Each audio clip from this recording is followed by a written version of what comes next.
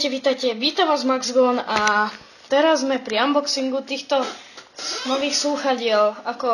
Sú to dosť dobré slúchadlá, svietia aj a môžete si to napojiť do PS3, do Xboxu a do počítača. Má to aj dobrý mikrofón, veď vy uvidíte, že aký budem mať hlas ako v tých videách, čo budem vydávať, lebo dosť dobrý je ten mikrofón podľa mňa.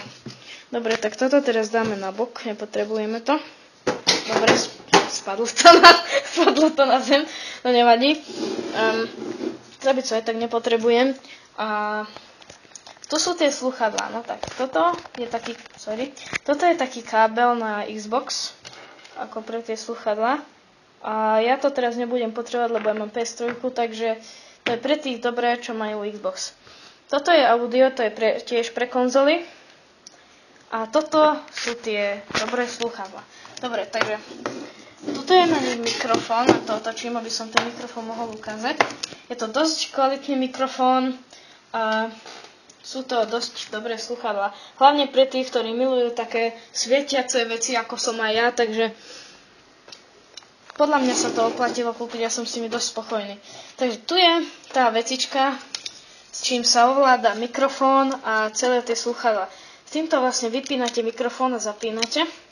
Tuto na kraji, neviem, či to budete vidieť, tuto si môžete zosilniť slúchadlá a tak.